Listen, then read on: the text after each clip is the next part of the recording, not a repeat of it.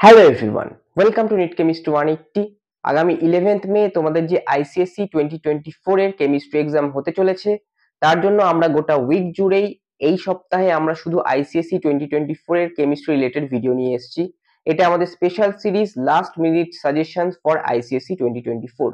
আজকে আমাদের video topic হচ্ছে ইলেকট্রোলাইসিস অ্যান্ড মেটালার্জি স্পেশাল। এই দুটি চ্যাপ্টারে স্টুডেন্টদের বেশ কিছু সমস্যার সম্মুখীন হতে হচ্ছে, তার জন্য এই দুটি স্পেশাল চ্যাপ্টারের উপর জোর দিয়েই আজকের এই ভিডিও। তো ভিডিওটি শুরু করছি। ভিডিওটি শুরু করার আগে যারা আমার চ্যানেলে নতুন আছো তারা অবশ্যই চ্যানেলটিকে সাবস্ক্রাইব করে দিয়ে নোটিফিকেশন বেলটি প্রেস করে দাও, যাতে আমি আগামী এক সপ্তাহ জুড়ে আইসিএসসি এর উপরে যে ভিডিওগুলো আনবো তোমরা যাতে খুব সহজেই দেখে ফেলতে পারো এবং তোমরা এক্সামে ভালো স্কোর করতে পারো। শুধু তাই নয়, আইসিএসসি ক্লাস 10 এর পরে ক্লাস 11, ক্লাস 12 নিট যেই কেমিস্ট্রি রিলেটেড সমস্ত ভিডিওর আপডেট পেতে অবশ্যই আমাদের সঙ্গে জুড়ে থাকো। তো চলো ভিডিওটি শুরু করছি। মেটালার্জি অ্যান্ড ইলেকট্রোলাইসিস স্পেশাল বলছে 1 নম্বর question, write the main components of brass, duralumin and bronze. আমরা কি জানি?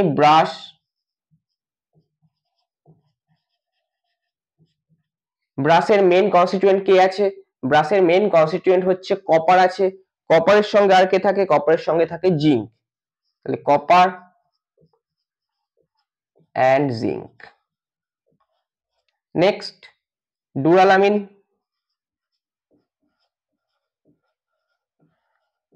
এটার মেন কনস্টিটিউয়েন্ট কে কে? আমি আগেই বলেছিলাম অ্যালুমিনিয়াম, অ্যালফা অ্যালুমিনিয়াম, তার সঙ্গে আমার থাকে copper, ma'am N manganese and magnesium. Next, bronze. ব্রোঞ্জের সঙ্গে কে কে থাকবে? ব্রোঞ্জের সঙ্গে থাকবে কপার অ্যান্ড টিন। তো এই হলো আমাদের composition of duralumin, bronze and brass. Next, name the following. এগুলো নেম করতে হবে। The process of coating of iron with zinc, এটাকে আমরা জানি কি বলে? Galvanisation.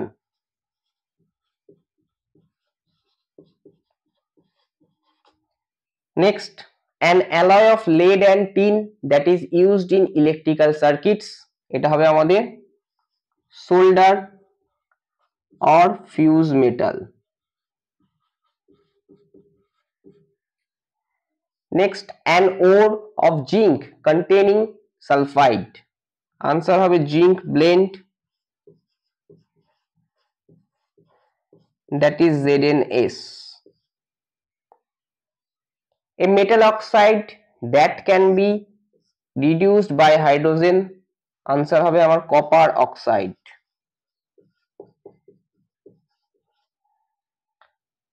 The property possessed by metals by which they can be beaten into sheets, এটা উত্তর হবে আমার কি?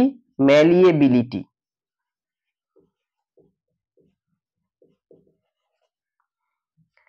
A compound added to lower the fusion temperature of the electrolytic bath in the extraction of aluminium, এটা কিসের জন্য? হল Herald প্রসেসে।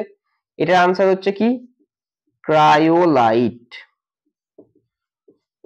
Na3Al F6। তো এখান থেকে দেখো আমরা ফার্স্টে মেন কম্পোনেন্টস পড়লাম, তারপরে কি পড়লাম? নেম অফ দ্য ফলোইং পড়লাম। এবার হচ্ছে 3 নম্বর ইলেকট্রোলাইসিসের question. Select the ions in each case that would get selectively discharged from the aqueous mixture of the ions listed below. এদের মধ্যে থেকে SO4 2-, NO3-, OH- কে আগে ডিসচার্জ হবে? তো আমরা জানি এখানে কি সব থেকে নিচে হবে? OH-। Next, Pb2+, Ag+, Copper2+, কে আগে ডিসচার্জ হবে? Answer will be Ag+। তো পরের সেগমেন্টের ভিডিওগুলো আমি আবার তোমাদের নিয়ে আসছি। তো পরের সেগমেন্টের কোশ্চেনগুলো আমরা দেখে নেব। Question number 4, name the kind of particles present in strong electrolyte, non electrolyte, weak electrolyte, NaOH solution, carbonic acid and sugar solution. তো স্ট্রং ইলেকট্রোলাইট কি হয়? কমপ্লিটলি ডিসোসিয়েট হয়ে যায়, অর্থাৎ সম্পূর্ণটা ভেঙে যায় আয়নসে, তার জন্য কোনো রকম মলিকুলস ওখানে আর অবশিষ্ট থাকে না, তো অনলি আয়নস প্রেজেন্ট থাকে। তো স্ট্রং ইলেকট্রোলাইটসে কি থাকবে? Only ions. নন ইলেকট্রোলাইট কোন রকম ভাবেই ডিসোসিয়েট হয় না, তাহলে এখানে কি থাকবে? Only molecules.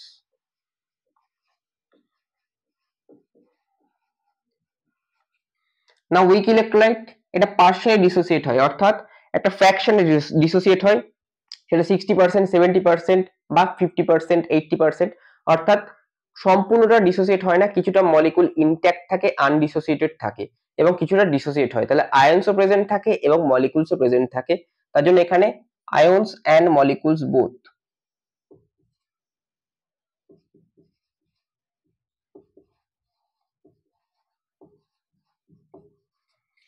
নাও NaOH সলিউশন, NaOH কেমন স্ট্রং ইলেকট্রোলাইট, তাহলে কেমন কেমন পার্টিকেলস থাকবে আমার, এখানেও থাকবে আয়নস অনলি, কারণ ওটা strong electrolyte.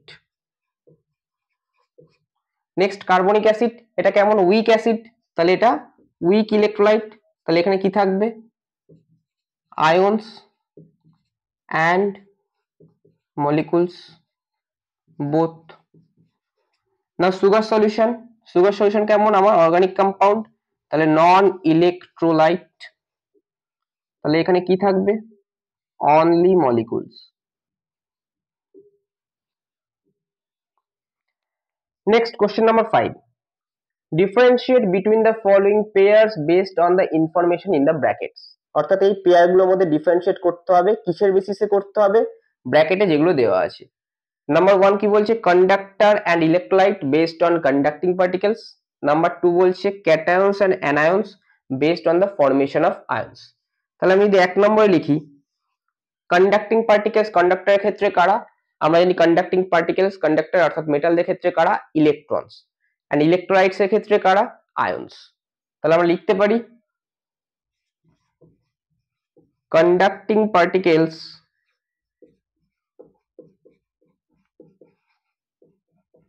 in case of conductor is electron, whereas ions are the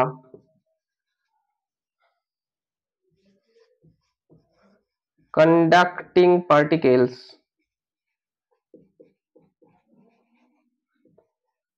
in case of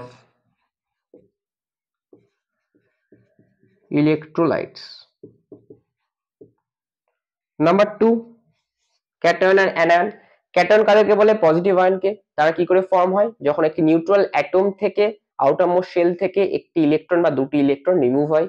R anion কাদের বলে নেগেটিভ আয়ন, যখন নিউট্রাল অ্যাটম তার আউটারমোস্ট শেলে ইলেকট্রন অ্যাকসেপ্ট করে। তাহলে এখানে আমরা লিখতে পারি cations are formed when a neutral atom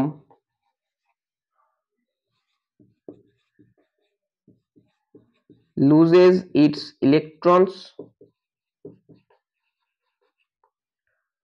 and anions are formed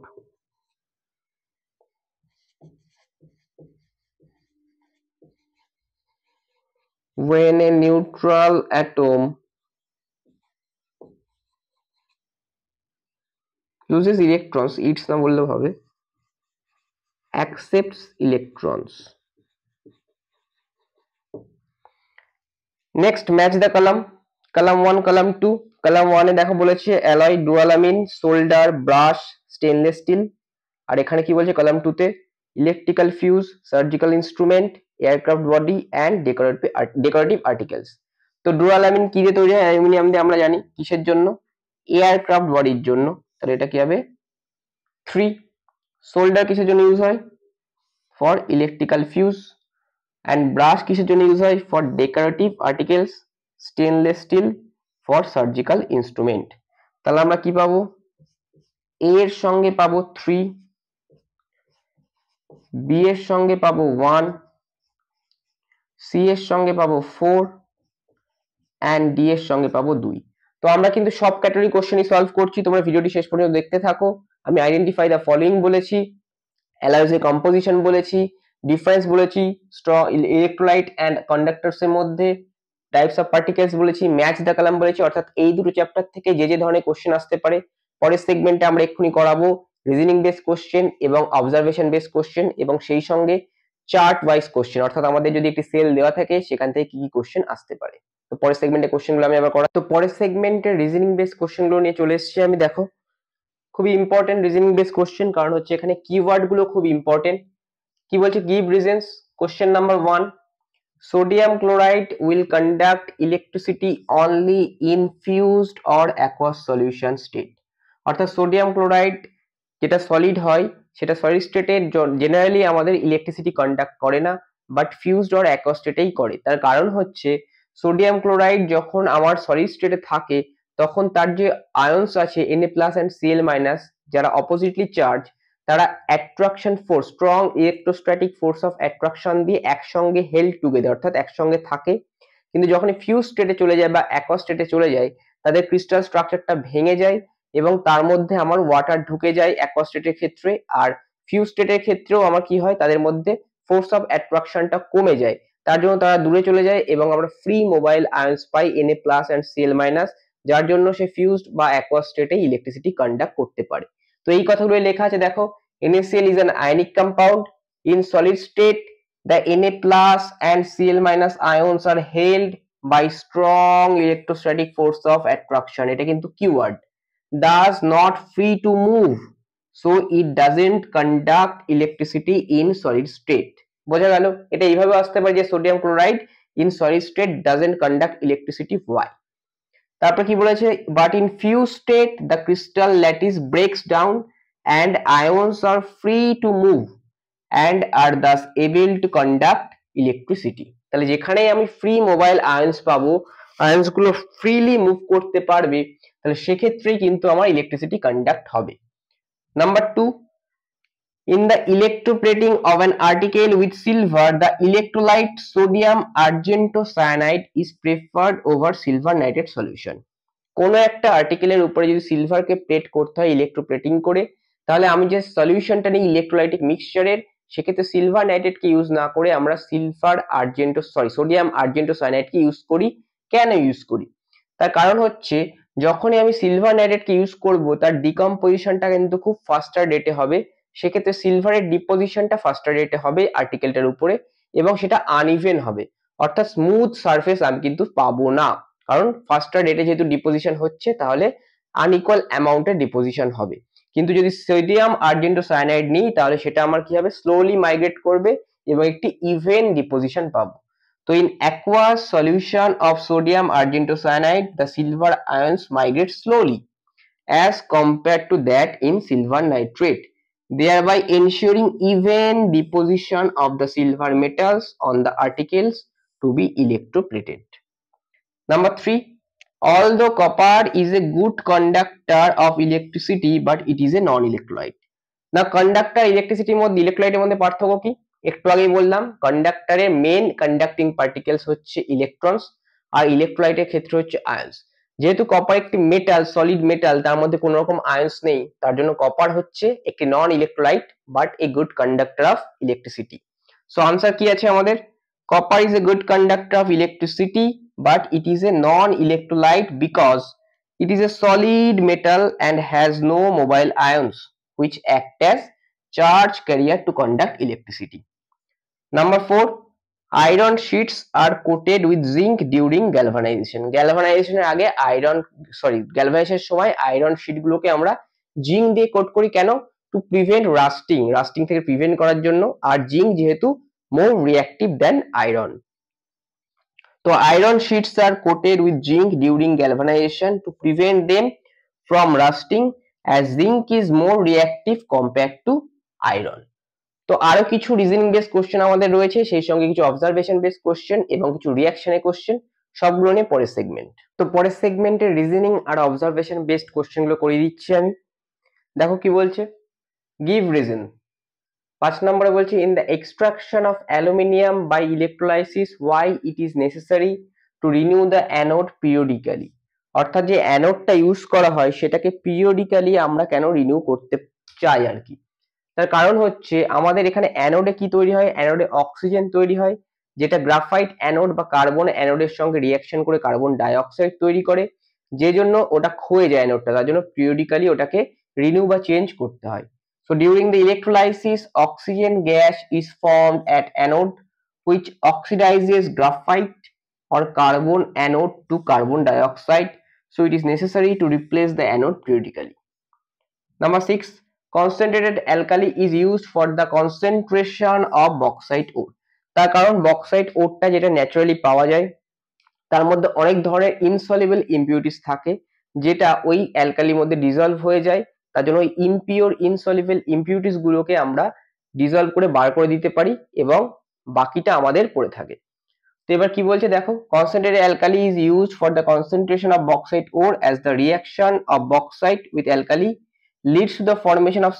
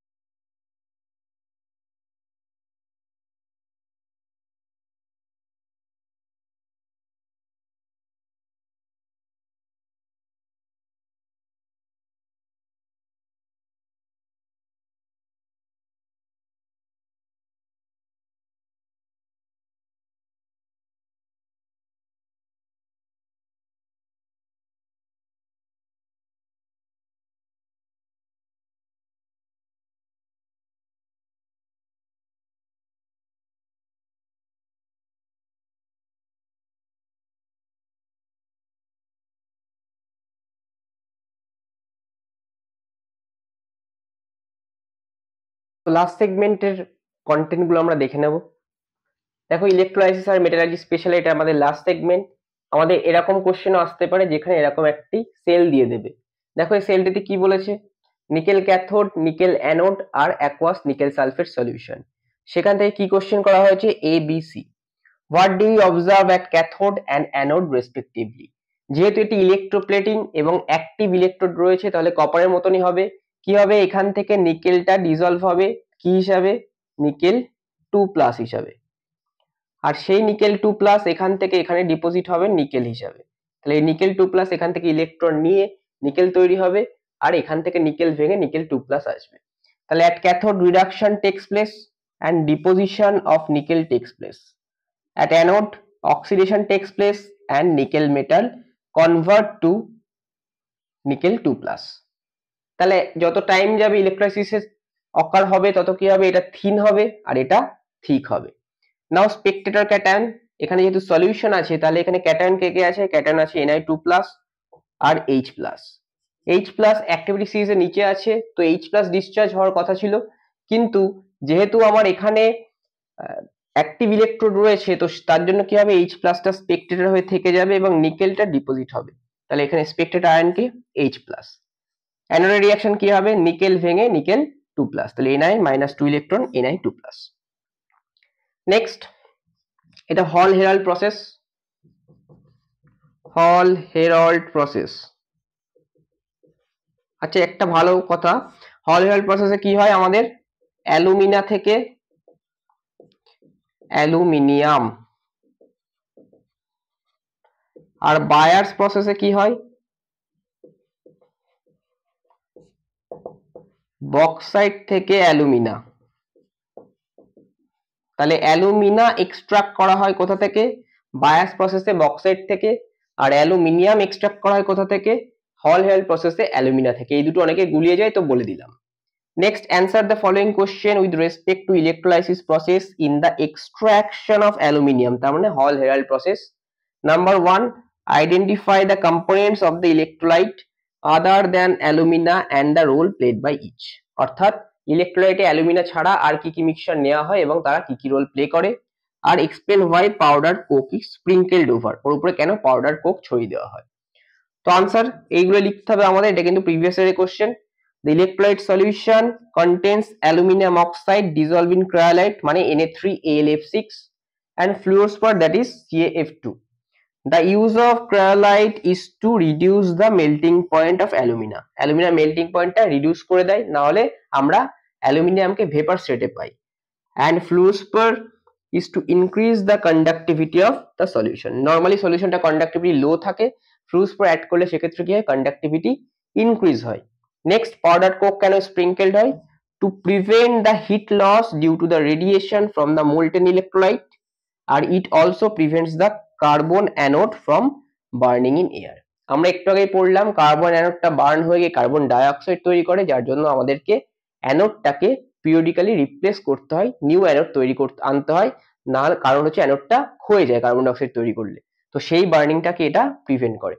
এই অবধি ছিল আমাদের ভিডিও, কিন্তু আমাদের শেষে ডেফিনেশন, বেশ কিছু ডেফিনেশন কিন্তু আমাদের পড়ে যেতে হবে। এই ডেফিনেশন গুলো কিন্তু আসতে পারে, এক্সাক্ট সেইনা পাবলিকেশনের বই থেকে ডেফিনেশন পড়বে, কারণ ওটাই আমাদের স্ট্যান্ডার্ড বুক। 1 নম্বর কি পড়তে হবে, অ্যানোড মাড। 2 নম্বর ore, roasting, calcination, red mud, alloys, minerals, electroplating, strong and weak electrolyte, আর অ্যাক্টিভিটি সিরিজ। এছাড়াও ডিফারেন্স তোমরা পড়বে, রোস্টিং, ক্যালসিনেশন, ডিফারেন্স দুটো পড়ে যেও, একটা হচ্ছে রোস্টিং ভার্সেস ক্যালসিনেশন, আর একটা হচ্ছে strong electrolyte versus weak electrolyte. তো আমি যতটা পেরেছি কভার করে দেওয়ার চেষ্টা করেছি তোমাদের এই একটি ভিডিওতে, ইলেকট্রোলাইসিস অ্যান্ড মেটালার্জি। আশা করছি এখান থেকে তোমরা ম্যাক্সিমামটা কমন পেয়ে যাবে। তবে আবারও বলবো, যারা 100% পেতে চাও তারা অবশ্যই সেইনা পাবলিকেশনের বুক থেকে সবটা পড়ে যাও, কারণ সবটা না পড়লে কিন্তু 100% পাওয়া খুবই মুশকিল হতে পারে। তো আজকের ভিডিওটি এই পর্যন্তই। এই সিরিজের পরের ভিডিও নিয়ে আমরা পরের দিন হাজির হব। নমস্কার।